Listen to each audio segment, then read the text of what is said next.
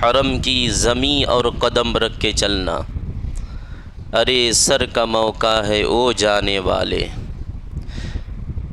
مدینے کے خطے خدا تجھ کو رکھے، غریبوں فقیروں کو ٹھہرانے والے، تو زندہ ہے واللہ تو زندہ ہے واللہ، میری چشم عالم سے چھپ جانے والے۔ اللہ کی زمین بہت بڑی ہے، زمین خدا میں نہ جانے کتنے شہر آباد ہیں، نہ جانے کتنی بستیاں آباد ہیں جس میں انسان زندگی گزار رہے ہیں، مگر ان شہروں میں کچھ شہر ایسے ہیں جس کو خاص عظمت و رفعت حاصل ہے،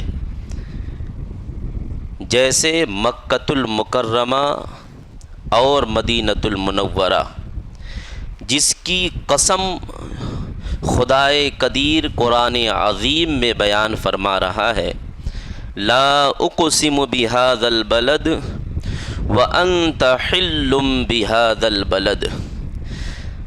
آج ذی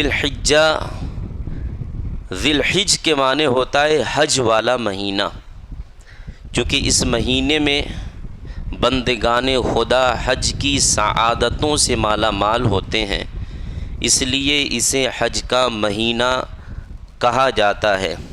ذی الحجہ کی آج 14 تاریخ ہے۔ حجاج کرام اپنے اپنے مناسک حج کو ادا کر کے بہت سارے تو آج اپنی وطن کو روانہ ہوں گے، اور بہت سارے حجاج کا قافلہ جانب مدینہ منورہ نکل چکا ہوگا یا نکل رہے ہوں گے۔ عزیزان گرامی وقار، اس لیے آج کی گفتگو بالخصوص مدینۃ المنورہ شریف کے فضائل اور اس کی عظمت و رفعت کے متعلق آپ کو سماعت فرمانی ہے۔ قرآن کریم میں اللہ سبحانہ تعالی ارشاد فرماتا ہے، لا اقسم بہذا البلد، اس شہر مقدس کی قسم۔ مفسرین ارشاد فرماتے ہیں کہ یہاں اللہ رب العزت نے شہر مکہ کی قسم بیان فرمائی ہے، لیکن اس کے باوجود بھی بہت سارے مفسرین اور شیخ المفسرین حضرت شیخ عبدالحق محدث دہلوی، اس کے علاوہ مفسرین کی بڑی جماعت نے اس کی ترجمانی اور تفسیر اس طرح فرمائی ہے، کیونکہ آگے والی آیت سے بھی پتہ چل جائے گا۔ اللہ فرماتا ہے شہر مبارک کی قسم، وَأَنْتَ حِلٌّ بِهَذَا الْبَلَدِ، آپ جس شہر میں جلوہ افروز ہیں اس شہر کی قسم اللہ نے یاد فرمائی ہے۔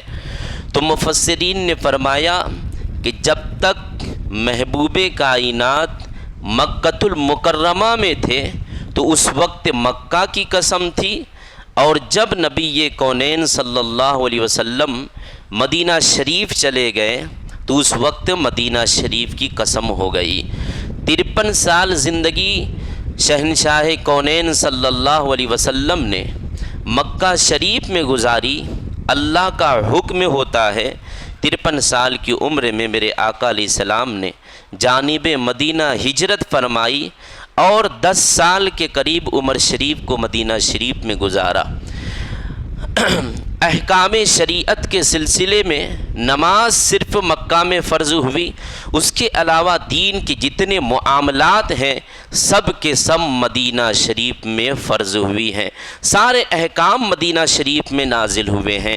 جمعہ کا حکم مدینہ شریف میں، مسجد جمعہ مدینہ شریف میں موجود ہے، اور اس کے علاوہ جتنی ساری جنگیں ہوئی ہیں وہ مدینہ شریف سے ہوئی ہیں۔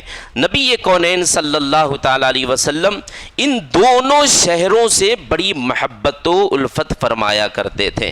یہ دو مبارک شہر ہیں، ایک شہر مکہ ہے، ایک شہر مدینہ ہے۔ مکۃ المکرمہ اگر اللہ رب العزت کا مرکز جلال ہے تو مدینۃ المنورہ مصطفیٰ علیہ السلام کا مرکز کمال ہے۔ مکہ میں اگر کعبہ ہے تو مدینۃ المنورہ میں مصطفیٰ علیہ السلام کا گنبد خضرا ہے۔ مکہ میں اگر بدن کعبے کا طواف کرتے ہیں تو مدینے میں دل روضہ مصطفیٰ کا طواف کرتے ہیں۔ مکے میں اگر کعبہ کو دیکھنا عبادت ہے تو مدینے میں گنبد خضرا کی زیارت کرنا باعث شفاعت ہے۔ مکہ میں اگر اللہ کا جلال ہے تو مدینے میں مصطفیٰ کا کمال ہے۔ مکہ میں اللہ کا گھر ہے تو مدینے میں رسول کی روضہ مبارکہ ہے۔ مکے کی آب و ہوا بھی بے مثال، مدینے کی آب و ہوا بھی بے مثال۔ مدینے کے خاک میں شفا ہے، دوا ہے۔ کوئی بیمار اگر اس خاک کو لگا لیتا ہے تو اللہ اس خاک مبارک کے صدقے میں اسے شفا یاب فرما دیتا ہے۔ نہ جانے کتنی آنکھیں ایسی ہیں مدینے کی خاک کو سرما کی طور پہ لگا لیا کرتی ہیں۔ نہ جانے کتنے سر اقدس ایسے ہیں جنہوں نے اپنے ماتھے پر خاک مدینہ کا ٹیکا لگا کر کے زندگیاں گزاری ہیں۔ کوئی ایسا ہے جو مدینے کے حرم پاک میں رہتا ہے لیکن وہاں پہ استنجا نہیں کرتا ہے۔ یہ مدینے کا ادب اور احترام ہے۔ مدینے میں اللہ نے بڑی برکت رکھی ہے، بڑی رحمت رکھی ہے۔ نبی کونین صلی اللہ تعالی علیہ وسلم کے مبارک زمانے میں جب صحابہ بویا کرتے تھے، پھل کو لگایا کرتے تھے، پھولوں کو لگایا کرتے تھے، درخت سے جو پہلا پھل حاصل ہوا کرتا اسے کونین کے آقا کی بارگاہ میں پیش فرمایا کرتے تھے اور میرے آقا اس پھل کے لیے دعا فرمایا کرتے تھے۔ تو وہاں کے پھلوں کے لیے، وہاں کے خاک و آب و فضا کے خاطر میرے نبی کی دعائیں احادیث وغیرہ میں موجود ہے۔ عزیزان گرامی وقار، مدینہ شریف میں بیماریاں نہیں ہیں، وہاں طاعون نہیں ہے۔ ایسی بیماری جو انسان ہلاکت کی دہلیز پر قدم رکھ کر زندگی گزارے، اللہ نے اس سے نجات عطا فرمائی ہے۔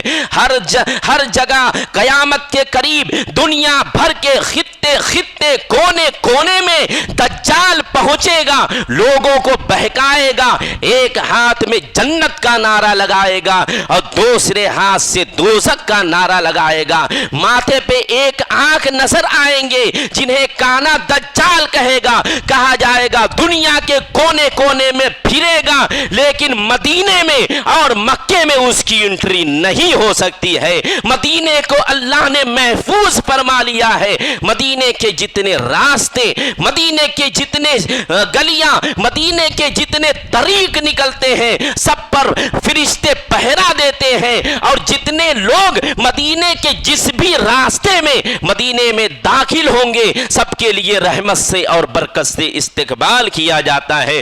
دنیا میں سائنسدانوں نے بھی اور سارے شہروں کو لے کر ریسرچ کرنے کے بعد کہا دنیا کا سب سے بہترین شہر مدینہ ہے، سب سے عمدہ شہر مدینہ ہے۔ مدینے میں شفا ہے، مدینے میں برکت ہے، وہاں بلا نہیں ہے، وہاں مصیبت نہیں ہے، اور وہاں بلا مصیبت ہو کیسے سکتی ہے؟ وہاں تو میرے آقا جلوہ افروز جو کہ خود دافع البلا ہے، دافع الوبا ہے۔ عزیزان گرامی وقار، لیکن مجھے سائنسدانوں سے کوئی لگاؤ نہیں، تم اگرچہ آج کہتے ہو لیکن میرے مصطفیٰ نے اس وقت کہہ دیا تھا مدینے سے مجھ کو بھی محبت ہے اور جو مدینے سے محبت کرے اس کے لیے بھی میری محبت ہے۔ عزیزان گرامی وقار، میرے آقا مدینے سے کتنی محبت فرماتے تھے، اس شہر سے کتنا پیار فرماتے تھے۔ جب حدود مدینہ سے آقا علیہ السلام کبھی باہر جاتے اور جب کبھی واپس آتے، مدینے کی جب عمارتیں نظر آتی، مدینے کی جب گھریں نظر آتے، وہاں کی جب بستیاں نظر آتی تو کونین کے آقا اپنی سواریوں کو تیز کر دیتے، جیسے کہ کتنا لگاؤ ہے، کتنی محبت ہے کہ میں اپنے اس شہر شہر محبت میں جلد سے پہنچ جاؤں۔ صحابہ نے بھی دیکھا ہے کہ مدینے کے پہاڑ بھی میرے آقا سے محبت فرماتے ہیں۔ احد کی سرزمین پر آقا جلوہ افروز ہوتے ہیں، جیسے ہی احد کے قریب جاتے ہیں تو نبی پاک علیہ السلام نے فرمایا یہ احد مجھ سے بھی محبت کرتا ہے اور میں بھی احد سے محبت کرتا ہوں۔ احد کیا ہے؟ ایک پہاڑ ہے، پتھریلا ایک ٹیلا ہے، پہاڑ بھی میرے آقا سے محبت کر رہے ہیں، ذرے ذرے بھی نبی کونین سے محبت فرما رہے ہیں،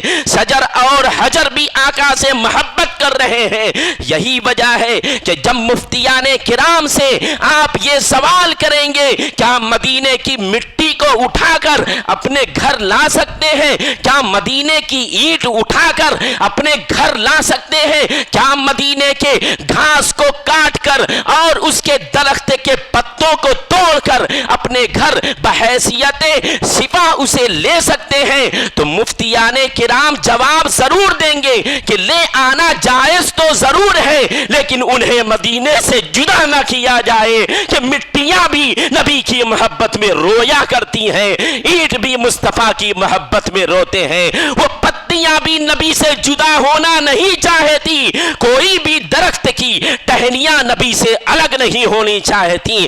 ارے پتھروں اور پھولوں، درختوں اور حجروں کی بھی خواہش یہی ہے کہ ہم جب تک رہے نبی کی نگری میں رہے، مصطفیٰ کی بستی میں رہے۔ نہ جانے کتنے ایسے واقعات ہیں کہ جب دوسرے لوگوں نے یعنی دوسرے شہر کے لوگ مدینۃ المنورہ پہنچ کر وہاں کی مٹی کو، وہاں کے پتھر کو، وہاں کے اینٹ کو اٹھا کر اپنے گھر لانا چاہے تو اللہ نے انہیں زبان دے دی اور انہوں نے کہا مجھے میرے نبی کے شہر سے جدا نہ کیا جائے۔ تو محبت کرنے والے عاشقوں نے ان مٹی کو وہی جگہ پر رکھ دیا اور پتھر کو وہیں پر چھوڑ دیا۔ کیا احادیث کی عبارتیں گواہ نہیں ہیں کہ استوے حنانہ جو ایک درخت کھجور کا درخت تھا، میرے آقا کریم صلی اللہ علیہ وسلم کے منبر کے قریب وہ درخت، نبی پاک علیہ السلام اس کے دار کو پکڑ کر خطبہ دیا کرتے تھے، لیکن جب جدائیگی کی بات آتی ہے تو اللہ نے اسے بھی گویائی کی زبان عطا فرما دی اور وہ اس طرح رویا کرتی تھی، اس طرح استوے حنانہ رویا کرتی تھی کہ صحابہ نے بھی اس کی آواز کو سنا اور نبی کونین نے بھی اس کی آواز کو سنا۔ تو یہ درختیں ہیں، یہ ٹہنیاں ہیں جو میرے رسول سے محبت فرمایا کر رہی ہیں۔ حضرت ابو بکر صدیق، حضرت بلال حبشی رضی اللہ تعالی عنہ جب مدینہ شریف میں آتے ہیں، پانی کے بدلاؤ کی بنا پر اور اس کی بنیاد پر انہیں بخار آ جاتا ہے۔ حضرت عائشہ سے یہ حدیث مروی ہے، حضور پاک صلی اللہ علیہ وسلم کو اس بات کی خبر دی جاتی ہے، کونین کے آقا صلی اللہ علیہ وسلم نے دعا فرمائی اور یہ فرمایا اے اللہ مدینے والوں کو بخار سے نجات عطا کر دے اور یہ بخار مقام جحفہ کی طرف منتقل فرما دے۔ بخار مدینے سے نکل جاتا ہے، پہلے اس مدینے کا نام یثرب تھا، یثرب کا مطلب ہوتا ہے بیکار ہوا والی شہر، جہاں پہ بلا اور مصیبتیں نازل ہوا کرتی تھی، لیکن کونین کے آقا جب آتے ہیں تو اللہ رب العزت نے اس شہر کا نام مقام طابہ رکھ دیا۔ طابہ کا مطلب ہوتا ہے نفیس، خوشبودار اور اچھی ہواؤں والا شہر۔ یہ اچھی ہوائیں وہاں کیوں چل رہی تھی؟ کیونکہ ان ہواؤں کا گزر میرے رسول کے جسم اطہر سے چل گئی تو ہوا بھی پاکیزہ اور نفیس اور خوشبودار ہو جاتی ہے۔ ہواؤں کو مہک میرے آقا علیہ السلام کے توسل سے حاصل ہوا ہے۔ آج اگر کوئی اس مدینہ کو یثرب کے نام سے پکارے تو اعلیٰ حضرت کی کتاب فتاوی رضویہ کہتی ہے کہ مدینے کو یثرب کہنا یہ گنہگاروں کا طریقہ ہے، مدینہ کو یثرب کرنا، یثرب کہنا یہ جرم ہو جائے گا، گناہ ہو جائے گا، خطا ہو جائے گی، کیونکہ اب مدینہ وہ شہر ہے جہاں کی آب میں شفا ہے، جہاں کے خاک میں شفا ہے۔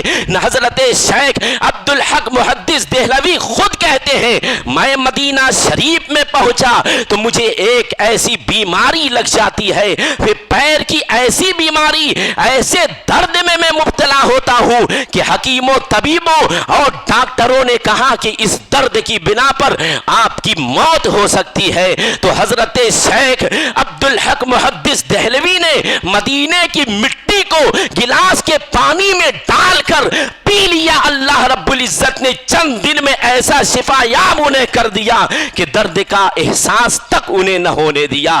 عزیزان گرامی وقار، تو یہ مدینہ شریف ہے، مدینہ شریف کے خاک و آب میں اللہ سبحانہ تعالی نے بڑی برکتیں اور رحمتیں نازل فرمائی ہے۔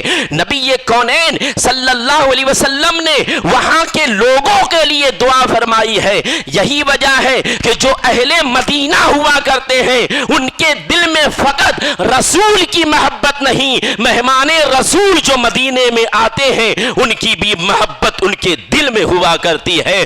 جو لوگ مدینہ شریف کی خطے اور گلیوں میں گھومے ہوں گے انہیں پتا ہوگا اہل مدینہ کے دل میں ان مہمانوں کے لیے کتنی قدر اور کتنی عظمت و رفعت موجود ہے۔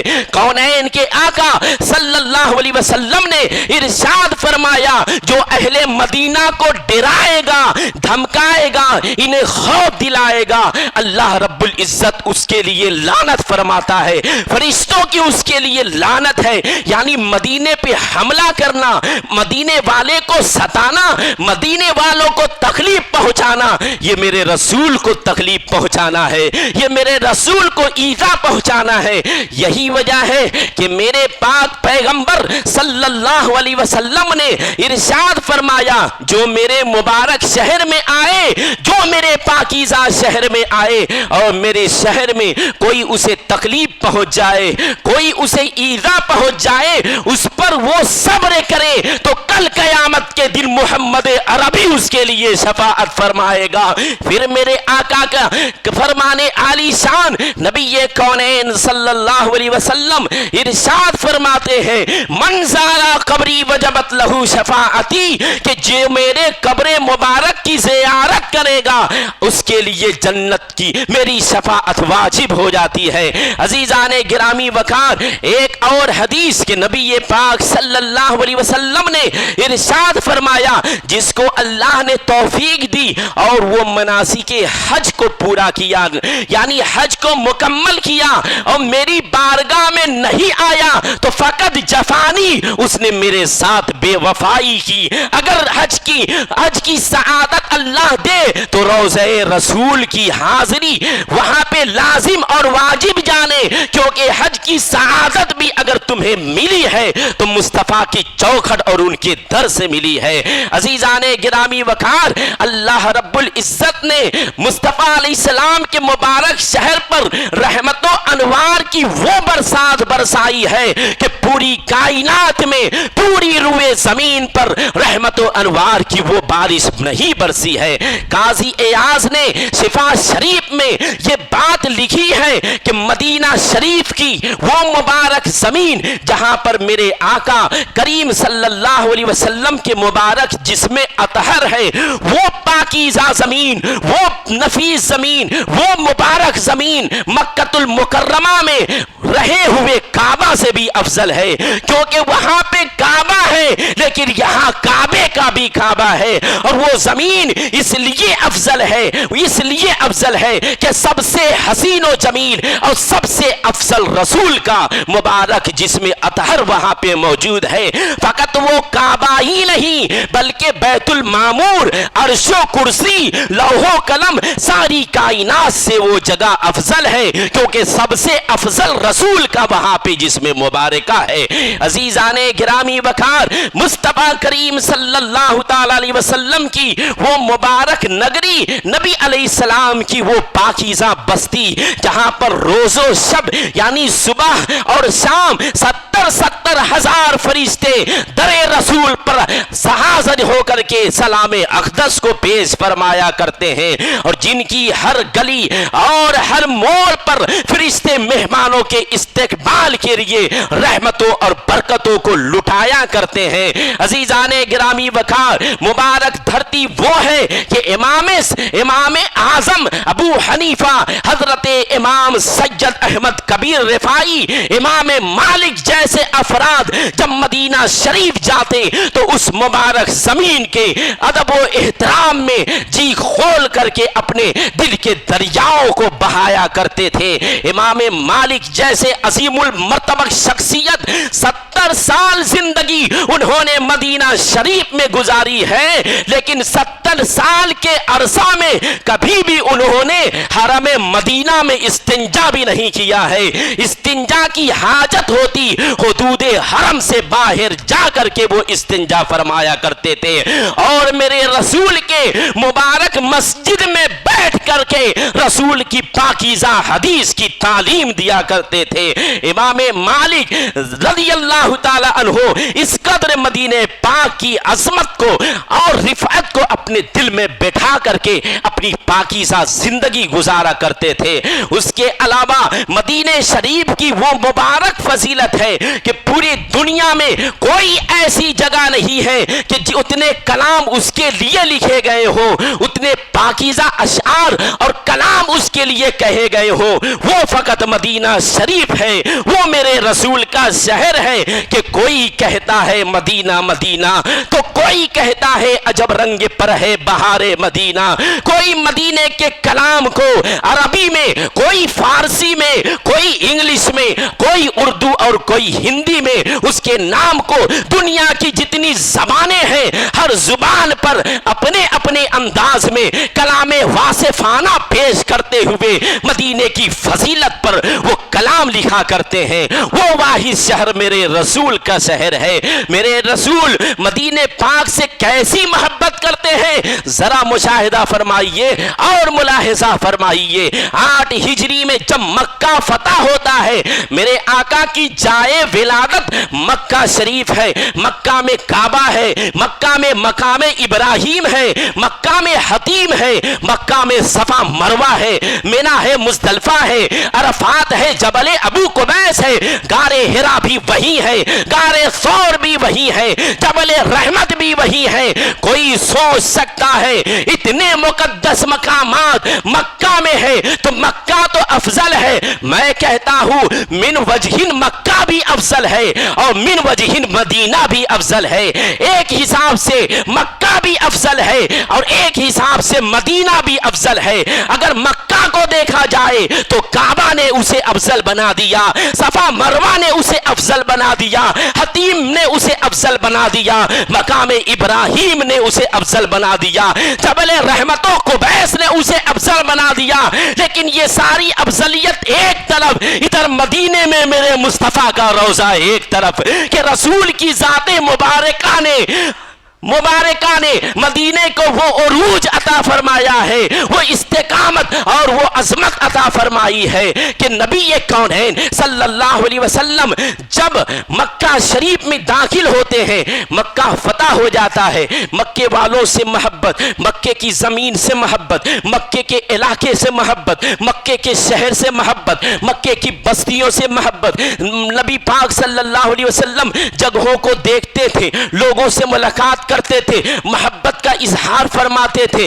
अंसारे मदीना ने देखा कि हुजूर तुम मक्का वालों से इतना प्यार कर रहे हैं, हुजूर तुम मक्का की जमीन से इतनी मोहब्बत कर रहे हैं, हुजूर तुम मक्के के इलाके से इतना प्यार कर रहे हैं, हुजूर तो यहाँ इतनी अकीदत रखते हैं। तो मक्के में रह करके अंसारे मदीना ने एक फैसला दिया और कहा कि हुजूर को बता दिया जाए कि अगर हुजूर फतेह فتح مکہ کے بعد مکہ ہی میں رہنا پسند کرتے ہیں تو ہم انصار مدینہ کو ہمیں کوئی تکلیف نہیں، ہم بخوشی اجازت دے دیں گے کہ حضور آپ مکے ہی میں رہے، کیونکہ آپ کی جائے ولادت مکہ ہے، آپ کے آباء و اجداد کی قبریں مکہ ہے، آپ کے ماں کا گھر مکہ میں ہے، آپ کی خاتون مکہ میں ہے، آپ مکہ میں رہنا چاہیں تو رہ سکتے ہیں، لیکن یہ بات صرف اوپرے دل سے تھی کہ حضور رہے تو ہمیں کوئی تکلیف نہیں، لیکن ہاں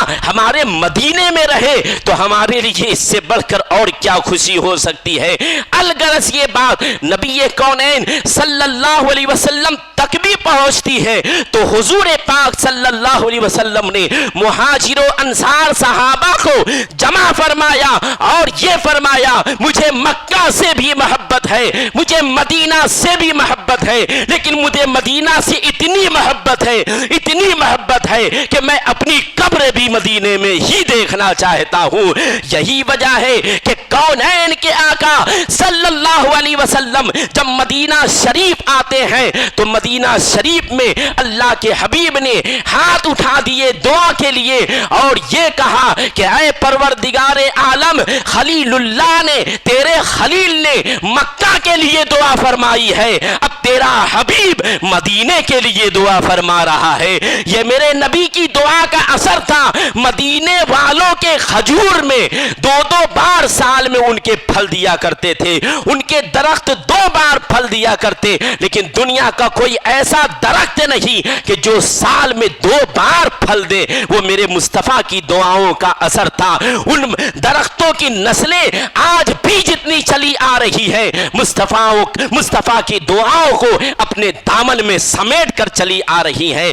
آج بھی وہ پھل اتنے دیتے ہیں کہ پوری دنیا میں کوئی ایسا درخت اور شجر نہیں ہے جو اس طریقے کا پھل دیتا ہو۔ مدینے کے وہ باغات کہ پوری دنیا کے کونے کونے میں وہاں کا کھجور پہنچتا ہے، لیکن کبھی کھجور میں کمی بھی نہیں آتی ہے۔ آپ کی نگاہیں جب مدینے کے باغات کو پہنچیں گی اور دیکھیں گی تو یہ سمجھیں گی کہ یہ ایک ضلع کو یا ایک ملک کو کنٹرول کر سکتا ہے، لیکن نہیں، وہ پوری دنیا کو وہ درخت کنٹرول کیے ہوئے ہیں۔ اور صرف سال کے 1 مہینے میں نہیں بلکہ کوئی مہینہ ایسا نہیں ہے کہ ہزار ٹن کھجوروں کا پارسل وہاں سے نہ ہوتا ہو۔ یہ کن کی دعاؤں کا اثر ہے؟ یہ حبیب کی دعاؤں کا اثر ہے۔ مکہ میں خلیل کی دعا ہے، مدینے میں حبیب کی دعا ہے۔ مکہ کو خلیل اللہ نے آباد کیا ہے تو مدینہ کو حبیب اللہ نے آباد کیا ہے۔ عزیزان گرامی وقار، مدینہ شریف کی بڑی فضیلتیں ہیں۔ ہر عاشق کے دل میں یہ چاہت ہونی چاہیے اور ہوتی بھی ہے کہ وہ مدینہ پاک کی حاضری کے لیے جائے، مدینہ پاک میں مرنا پسند کرے۔ میرے رسول کی ایک حدیث کہ نبی پاک صلی اللہ علیہ وسلم نے ارشاد فرمایا جس سے ہو سکے وہ مدینے میں مرے۔ کیا مطلب؟ یعنی اگر وہ بڑھاپے کو پہنچ گیا اپنی بقیہ زندگی وہ مدینے میں گزارے۔ کیوں؟ اس لیے کہ رسول فرماتے ہیں کہ جو مدینے میں مرے گا میں اس کی شفاعت ضرور کراؤں گا۔ عزیزان گرامی وقار، مدینہ وہ پاک باز شہر ہے جہاں بلائیں نازل نہیں ہوتی، مصیبتیں نازل نہیں ہوتی، اور جب حضرت عیسیٰ علیہ السلام قرب قیامت زمین پر نازل ہوں گے اور اتریں گے، ان کا دخول مدینہ شریف میں ہوگا، اور جب روضہ رسول کے قریب وہ کھڑی ہو کر نبی پاک علیہ السلام کو سلام کا نذرانہ عقیدت و محبت پیش فرمائیں گے تو میرے رسول نے ارشاد فرمایا جب عیسیٰ روح اللہ مجھے سلام کریں گے تو میں قبر سے نکل کر کے ان کے سلام کا جواب دوں گا۔ عزیزان گرامی وقار، یہ حیات رسول ہے اور یہ نبی پاک علیہ السلام کا علم غیب بھی ہے، اور میرے نبی نے ارشاد فرمایا کہ حضرت عیسیٰ علیہ السلام کا روح بھی اسی مدینے میں پرواز ہوگی، ان کا جب وفات ہوگا تو ان کو میرے ہی پاس دفن کیا جائے گا۔ آج بھی جو لوگ جانتے ہیں ان کو پتا ہوگا روضہ رسول میں 3 قبریں مبارک ہیں، ایک میرے آقا علیہ السلام کی، ایک حضرت ابو بکر صدیق کی، اور ایک حضرت عمر فاروق کی، اور ایک جگہ ابھی بھی باقی ہے، وہ جگہ کس کے کے لیے باقی ہے جس کے لیے میرے رسول کا فرمان حضرت عیسیٰ کے لیے باقی ہے۔ عزیزان گرامی وقار، اور آپ کو پتہ بھی ہونا چاہیے کہ تفاسیر کی کتابوں میں موجود ہے کہ جس مٹی سے انسان کو پیدا کیا جاتا ہے اور بنایا جاتا ہے وہیں پر اسے دفن بھی کیا جاتا ہے۔ تو مدینہ شریف کی وہ روضہ مبارکہ جہاں میرے آقا کریم صلی اللہ علیہ وسلم جلوہ افروز ہیں، حضرت ابو بکر ہیں، حضرت عمر ہے، وہ پاکیزہ مٹی ہے جس مٹی سے میرے رسول کی تخلیق ہوئی ہے، ابو بکر کی تخلیق ہوئی ہے، عمر کی تخلیق ہوئی ہے۔ یہی وجہ ہے کہ ایک فرمان یہ بھی ہے میرے رسول کا کہ میں جس مٹی سے بنایا گیا ہوں اسی مٹی سے ابو بکر و عمر بھی بنائے گئے ہیں، اور جہاں میں دفن کیا جاؤں گا ابو بکر و عمر بھی وہی دفن کیے جائیں گے۔ عزیزان گرامی وقار، ان باتوں کا ماحصل یہ ہے کہ ہمیں اپنے دلوں میں اس شہر مبارکہ کی محبت کو بطور عقیدت گامزن رکھنی چاہیے تاکہ اللہ رب العزت اس مبارک شہر کی ہمیں حاضری نصیب فرمائے، اور جس پر رحمت الہی جھماجھم برستی ہے اس مبارک شہر سے اس کا بلاوا بھی آ جاتا ہے۔ وہ شہر مبارک جس میں اللہ کے حبیب صلی اللہ علیہ وسلم نے 10 سال زندگی گزاری ہے، جہاں پر مسجدیں قائم فرمائی ہے، فقط نبی نہیں صحابہ بھی اس سے محبت فرماتے تھے۔ میرے آقا کریم صلی اللہ علیہ وسلم کی ایک حدیث کہ نبی پاک علیہ الصلوۃ والتسلیم نے فرمایا کہ کچھ لوگ مدینہ سے یمن چلے جائیں گے، کچھ لوگ مدینہ سے شام چلے جائیں گے، کچھ لوگ مدینے سے عراق چلے جائیں گے۔ 3 علاقوں کا نام لیا، لیکن نبی پاک علیہ السلام نے فرمایا لیکن ان کے لیے مدینہ ہی بہتر ہے۔ اگر وہ کسی وجہ سے چلے بھی جائیں مدینہ ان کے لیے بہتر ہے۔ بہت سارے صحابہ یمن بھی گئے تھے، شام بھی گئے تھے، عراق بھی گئے تھے، جس میں ان کا ضرور گیا تھا دل ان کا رسول کی نگری میں چھوٹ گیا تھا۔ حضرت علی نے اپنا دار الخلافہ کوفہ میں بنایا تھا۔ خلافت کے دوران ایک شخص آتا ہے حضرت علی المرتضیٰ کے پاس، ایک چراغ لے کے آتا ہے، یعنی لالٹین لے کے آتا ہے، دیا جلانے کے بعد جو جلتا ہے۔ پہلے کے مساجد میں وہ چراغ رکھ دیے جاتے تھے۔ حضرت علی نے دیکھا اور فرمایا بہت خوبصورت چراغ ہے، اس سے پہلے تو میں نے ایسا کوئی چراغ دیکھا ہی نہیں۔ حضرت علی نے فرمایا کیا مجھے ایک چراغ اور مل سکتا ہے؟ حضرت حسن ان کے بیٹے اور صاحبزادے فرزند کہنے لگتے ہیں ابا حضور آج تک آپ نے کبھی بھی سوال نہیں کیا ہے، آپ بھوکے رہے ہیں، پیاسے رہے ہیں، کئی دن ایسے ہی گزار دیے ہیں، لیکن آپ نے کبھی کسی سے کچھ مانگا نہیں ہے، لیکن کیا بات ہے کہ آج آپ ایک چراغ مانگ رہے ہیں؟ تو اس نے کہا ہاں میں ایک چراغ اور لا دیتا ہوں، کیونکہ اس کی قسمت جاگ جاتی ہے۔ امیر المومنین نے مجھ سے مطالبہ کیا ہے، اس کی قسمت عرش پر پہنچ جاتی ہے۔ جاتا ہے چراغ لے کے آتا ہے، امام حسن کہتے ہیں حضور والا آخر یہ چراغ آپ کیا کریں گے؟ تو حضرت علی نے فرمایا یہ چراغ جب مجھے پسند آیا تو میں نے سوچا کہ میں ایک چراغ اپنے نبی کی مسجد نبوی میں جلانے کے لیے بھیج دوں۔ یہ چراغ میں نے اپنے گھر اپنی خلافت کے لیے نہیں بلکہ مسجد نبوی کو روشن کرنے کے لیے یہ چراغ میں نے منگوایا ہے۔ الغرض یہ صحابہ تھے جن کے جسم اگرچہ کوفہ میں، شام میں، بصرہ میں، عراق میں، یمن میں تھے، لیکن ان کا دل مدینے کا طواف کر رہا تھا۔ حضرت بلال حبشی جب مدینہ شریف آتے ہیں، حضرت عمر کا دور تھا، حضرت عمر سے کہنے لگتے ہیں وہ درخت کیسا ہے، وہ آبادی کیسی ہے، وہاں کے محلات کیسے ہیں، وہ باغات کیسے ہیں؟ حضرت عمر نے فرمایا اتنا ہی خیال ہے تو مدینہ ٹھہر کیوں نہیں جاتے؟ تو حضرت بلال نے کہا اگرچہ میں شام میں رہتا ہوں لیکن میرا دل مدینے کے لیے دھڑکتا ہے، میرا دل مدینے کے لیے دھڑکتا ہے۔ عزیزان گرامی وقار، یہ صحابہ تھے جن کو شہر نبی سے اتنی محبت و الفت تھی۔ اللہ رب العزت اس مبارک شہر کی حاضری ہمیں اور آپ کو بھی نصیب فرمائے، اور اس حاضری کے طفیل اللہ ہماری بخشش و مغفرت فرمائے۔ مدینہ وہ پاک ایک بعض جگہ ہے جہاں پہ قدم رکھنا ہی باعث اجر و ثواب، باعث بخشش و مغفرت ہے۔ استغفر اللہ العظیم وما علینا الا البلاغ المبین۔ السلام علیکم۔